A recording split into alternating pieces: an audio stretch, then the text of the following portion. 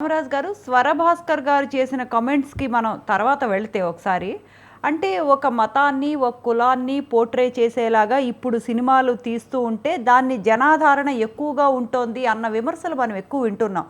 అది నిజమేనా అండి?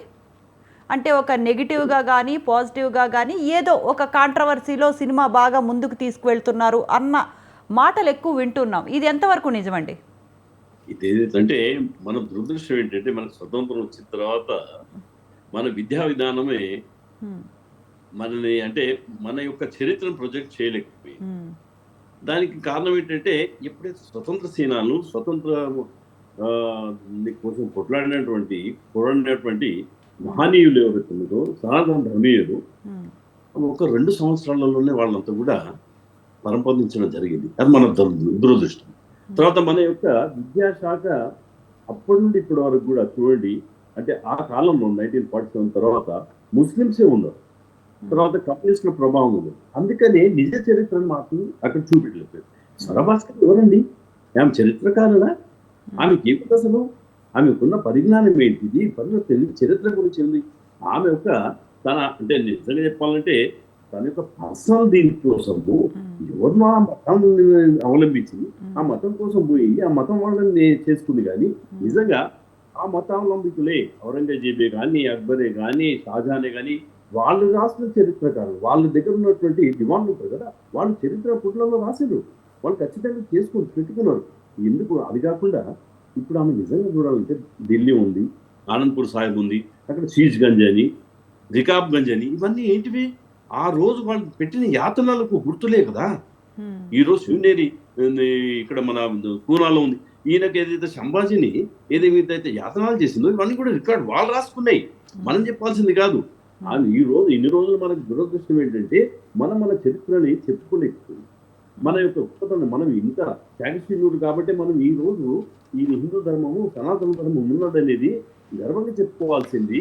మనని మసిపూసి మాలకాయ చేసి ఎవరైతే మన పాలకులు ఉన్నారో వాళ్ళు దీన్ని మరుగున పడేసారు.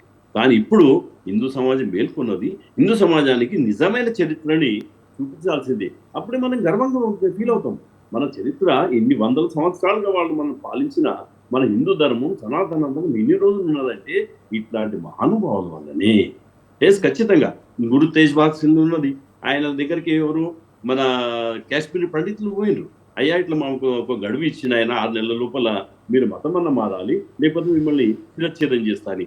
వాళ్ళు గురు తేజ్ బహదూర్ దగ్గర పోతే ఆయన పోయిండు అక్కడికి, ఔరంగజేబ్ దగ్గరికి. ఎస్, నేను నా ధర్మాన్ని నేను కాపాడుకుంటా.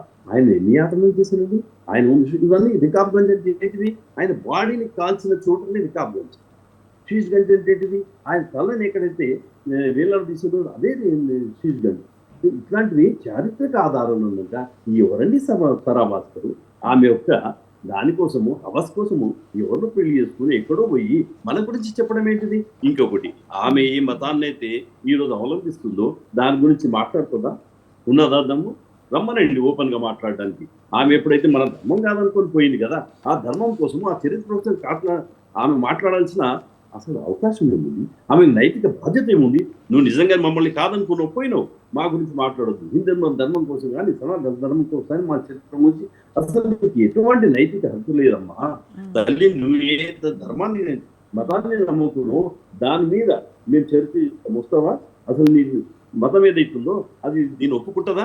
చర్చకు హ్మ్. వేదిక అవుతుందా? అసలు హ్మ్. అక్కడ జరుగుతున్న కురీతులన్నీ నిజంగా హ్మ్. చెప్పాలంటే మన హ్మ్. దురదృష్టం ఏంటంటే హ్మ్. మనకు లేని దుర్గుణాలను హ్మ్. అంటగట్టడము, ఆ హ్మ్. మతానికి లేని సద్గుణాలను జోడించడం మాత్రం జరుగుతున్నది. మీరు ఎక్కడ చూడండి ఈరోజు హ్మ్. వాళ్ళు చేస్తున్న అన్యాయాలు, వాళ్ళు చేస్తున్న దుర్మార్గాలు ఈ రోజు ప్రపంచం మొత్తంలో జరుగుతున్నది ఆ మతం హ్మ్. అవలంబికులే కదా. హ్మ్. ఆ మతం వాళ్ళే కదా చేస్తున్నది. హ్మ్. ఎక్కడన్నా పోని ప్రపంచంలో ఎక్కడన్నా సుఖం ఉందా, శాంతి ఉందా వాళ్ళ వల్ల చెప్పండి. ఉంటే హ్మ్. అందుకే కదా ఆయన ఏమన్నాడు గురు తేజ్ బహదూర్ సింగ్ గా, నువ్వు కనుక నిజంగానే చెప్తే నేను అయితుంది. కానీ ఇక్కడ హ్మ్. సంభాజీ గురించి ఏం చెప్పిండు ఆయన? అయ్యా నువ్వు మతం కాదు, నువ్వు మరాఠాగా మారిపో తెలుస్తుంది నీకు అని చెప్పిండు. కానీ అంటే ఆ గొప్పతనం మనది. హ్మ్. దాంట్లో హ్మ్. ఎక్కడున్నదండి అంత సంకుచితం ఉన్నది. మన హ్మ్. దగ్గర సౌహార్దత్వము, సర్వేజన సుఖినోంత అంటాము. హ్మ్. ప్రపంచంలో ఉన్నటువంటి మానవులంతా ఒకటే అంటాము. వాళ్ళు హ్మ్. అన్నదే వాళ్ళు ఈ రోజు 5 సార్లు ఇంత నమాజ్ చెప్తారు ఏమంటారు? హ్మ్. మా హ్మ్. అల్లానే గొప్ప, మా అల్లా కంటే ఇంకో మించిన వాడు లేడు హ్మ్. అని బాహటంగా మనం ఎక్కడని చెప్పినామా? ఏ గురువు అనే చెప్పిండా? ఏ దేవుడు అని చెప్పిండా, ఏ భగవంతుడు అని చెప్పిండా? చెప్పండి ఒక్క దగ్గర మన వాళ్ళు చెప్పినట్టు మీరు కాదు, మీరు నరకానికి పోతారు అన్నడా మన దేవుడు ఎక్కడన్నా? మీరు హిందూ ధర్మాన్ని అవలంబించకపోతే మీరు కానీ నిజంగా చెప్పాలని చరిత్రలో ఒక్కసారి మనం ఆలోచించాలి. ఏ ధర్మాన్ని అయితే వాళ్ళు కించపరిచిండ్రో, ఏ ధర్మం దగ్గర ఉన్నటువంటి ఆస్తులని పూర్తిగా అయితే రామరాజు గారు మనం డెఫినెట్ గా హిందూ ధర్మాన్ని మనం అంటే గౌరవించాలి, రెస్పెక్ట్ చేయాలి. ఆమె ఇంకొక మాట కూడా మాట్లాడారు, కుంభమేళాలో అంటే నిర్వహణ లోపం మూలంగా చాలా మంది చనిపోయారు, దానికి మీరు ఎమోషనల్ అవ్వట్లేదా, దానికి మీకు కన్నీళ్లు రావట్లేదా అన్న. అంటే ఇప్పుడు ఆమె చెప్పిన అన్ని వర్డ్స్లో ఇది కూడా పాజిటివ్ వర్డ్ ఉంది కదా, ఇది మనం ఎందుకు తీసుకోకూడదు? చెప్తాను, అది పాజిటివ్, అది కూడా నెగిటివ్. పోయింది ఆమె కుంభమేళ, నేను పోయినాను అక్కడ 4 రోజులు ఉన్నాను, మా ఆలీన బయటకు ఉంది, చూస్తాం కదా అక్కడ కళ్ళతో మేము చూస్తాం కదా. పోనీ ఇన్ని కోట్ల మంది పోయిందని చెప్తున్నాం కదా, ఒక్కరన్నా ఆరోగ్యం చెడిపోయిందని కానీ లేకపోతే అలర్జీ వచ్చిందని కానీ ఎవరని చెప్పిందో అన్న?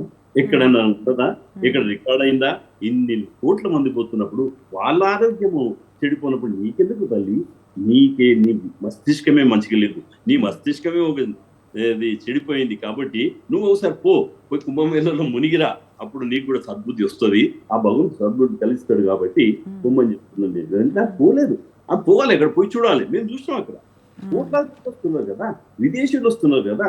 విదేశీయులు వస్తే మనకు తెలుసు కదా, వాళ్ళు చాలా ఖచ్చితంగా ఉంటారు ఇట్లాంటి ఎన్విరాన్మెంట్ గురించి, పవిత్రత గురించి, అంటే అక్కడ ఉన్నటువంటి బ్యాక్టీరియా అవన్నీ గురించి. వాళ్ళు కూడా ఎవరు కూడా అసలు జ్వరాలు రాలేదు, ఎవరికి కూడా అసలు దానివల్ల నెగిటివ్ ఎఫెక్ట్ కాలేదు. అట్లా నీకెందుకు తల్లి, నీకెందుకు?